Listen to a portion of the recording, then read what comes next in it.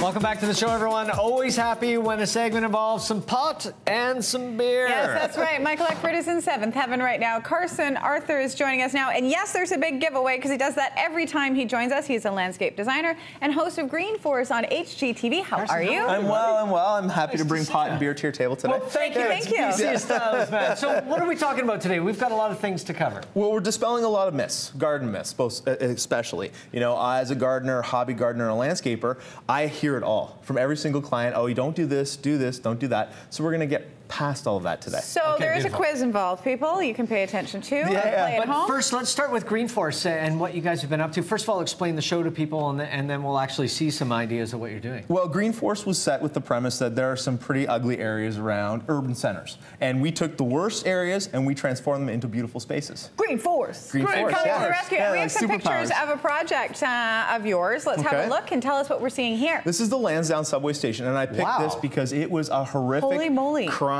and prostitution area, and we filled the whole thing with native plants, specifically ones designed to clean the air. So the community now looks after it. It's an amazing makeover. Unbelievable. And what's the effect? I mean, obviously the effect is that it looks beautiful and people appreciate that, but does it have effect on crime and the things that were going on in the area? The reality is the community didn't care about that space. So everybody would walk by and just ignore it. As soon as somebody paid attention and made a difference, everybody started paying attention. Well, you get that sense of belonging too when you are working on it as a community with community garden projects everywhere. It gives everybody a sense of purpose for it. 100%, you value it. You walk past a space that looks like that and you feel empowered because it's partly yours. You're going to get mad if somebody doesn't respect it. And is it a fairly low maintenance space when you're doing stuff like this on Green Force, or does it depend on the space and what you're doing in community involvement? Every single space that I attack or take on, I go with the idea of who's going to use it, who's going to look after it, and if nobody's looking after it, then it has to have no maintenance. So native plants are a big key to making these spaces beautiful. Easy peasy. Very cool. Yeah, you betcha. Okay, what do we got going on here? Okay, so I'm going to dispel some of the tips that you might have learned from your grandparents gardening, and I'm going to put you to the test. Okay. My grandmother was the most amazing gardener on the planet. Was mine. I don't know if I listened, though. She taught me things that don't apply anymore. So the first clue, or the first question I'm going to have for you, and this is a very interesting one considering it's raining today. Should you water your plants when it's hot and sunny outside? No. Wrong.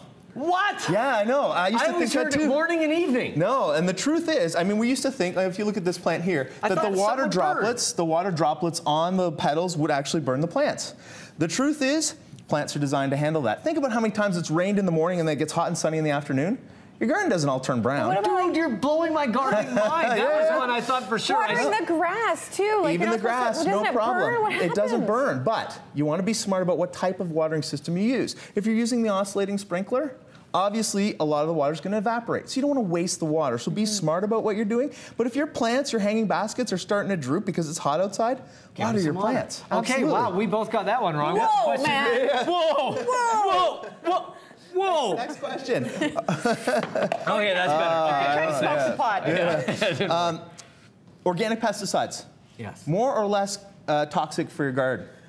Well, now that you've blown my mind once, I'm going to say they're more toxic just to try and be a contrarian. It's got to be less. They're more. Why? Believe it or not, most of the organic pesticides we use are all derived from the chrysanthemum, which is actually a really toxic plant. Just because they're organic doesn't mean they're less harsh. And what happens is people go out in their garden and they spray it willy-nilly because they think it's organic and it's okay, and that's not true. You have to follow the rules on the back of these chemicals because they are still very toxic. And they're still chemicals. I guess still chemicals. Organic. Like toxic to people and everything? To pets, to animals, to the environment, to the water table. These are all still chemicals.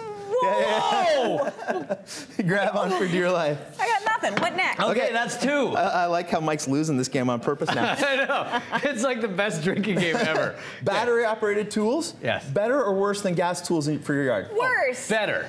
They are worse. But this is why you lose at rock, paper, scissors. You don't understand the psychology. There's a big but behind that one, okay? The gas-powered tools we know use fossil fuels. They give off emissions. Battery does not. However, if batteries end up in the landfill, it's actually extremely toxic. That's why if you're thinking about going battery-operated systems, you want to go with ones that actually have recycling programs, like that one right there. Okay. So Black & Decker has a recycling program behind their battery system, which is why I love them so much, right? They make more sense, and the batteries are changeable between the tools. So you're not using batteries and just throwing them away as they die out. Show us, because this is really cool. This is a perfect example, because this is the new 36-volt system. That is a battery. right? And it goes in between the tools. Into your tiller. And you're done, right? It's that easy. Out of your mower into your tiller, buddy. But don't assume that all battery systems are the same. Look for that recycled symbol, because if you don't have a recycled symbol, you're actually doing worse to the environment than better. And there are places that you can recycle batteries, but you usually have to drive really far, which is kind of ironic. It's true. Yeah. This system with that logo makes it easy, and that's why I'm behind it. Beautiful. Okay. Okay, well, so what's next here, Am Bud? I throwing you for a You're loop now here? 2 for 3, yeah. Clay or plastic better for your garden? Well, I'm going to say plastic, because yeah, I'm going plastic. I it's gonna cheated be because I heard you clay. talking about this. I'm going No, clay. it's plastic.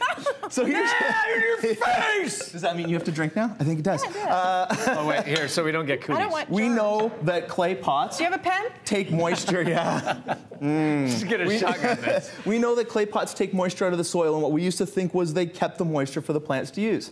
Yeah, no. It takes moisture out of the soil and holds moisture out of the soil, so you dry your plants out. A plastic pot, especially one made of recycled materials, you can create an ecosystem, and the plants will do much better by it. Carson, you're simply explaining why all my plants die. Like, great. Yeah, I'm justifying. I'm giving you an excuse. It's funny because and I know she's hopefully not going to watch this, but my mom, who is a marvelous gardener, I know a lot of these things would be complete news to her. I know. And she gardens. Are you willing I'm waiting to for my grandma deal to with grab me his by the ear mother? And just yank you out. For Okay. sure. What's with the eggs? Okay, eggs and beer, we used to think of these as great deterrents for slugs in your garden. Eggshells because they're sharp, and beers because slugs like beer. That's true or false? False. It's false. Why is it false? I don't know. There's no follow-up questions. Now We're you're on the just- right now road. you're just Tell making you it up how as my you go. grandpa got rid of slugs, if you like. He squeezed them, Ew, no. sauteed them with a little butter. No, he would bury a Can't eat pop slugs. bottle and he put a chopstick in it and they would crawl down and not be able to get out. So guess what we found out? What? Your grandfather was doing it wrong. I'm gonna get in trouble now. Carson, how about when he used to let me get the BB gun and shoot them against the fence? Totally fine. Walk away from that. Wow. That is actually the right way to do it. Knock When on you wood. start torturing small animals, what happens later on? There's something. Sociopath. It explains a lot in life, doesn't it? Okay. Beer, what they found, yes, it does attract slugs. Unfortunately, it brings in all the slugs from the lawn, from the neighbor's garden, all come to you. I mean, you've made a party in your yard for them, right? Yeah. So it doesn't actually decrease the number of slugs in your garden. It actually increases them. Wow. That's really gross. We used to think eggshells were too sharp for slugs to go across. Yeah, no. I've got to say that you're on your own here. I never, ever heard that in my life. Oh, yeah, that's a Yeah, big I've heard one. the eggshells before. Also, just a warning, beer attracting Eckford since 1987. Making him smarter, Exactly. stronger, and better looking We got to one- himself. We got one more for you. These are my old golf shoes. This is recycling at its best. People talk about using golf shoes to aerate the lawn. True or false? Does this help aerate your grass if you cut your lawn wearing golf shoes? I'm I gonna thought say that was false. a joke.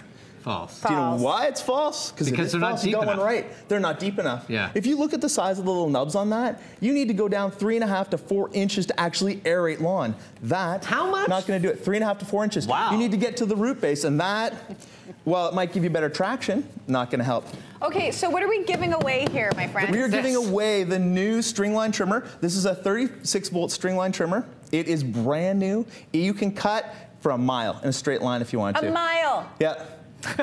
I really never want to do that. But you I think could I if probably you wanted can. to. Exactly. Now we I'll have just a be up trivia and down the question for you. block. Okay, send us an email to urbanrush@shaw.ca and tell us if you should water your plants and grass when it's hot and sunny outside. True or false, people?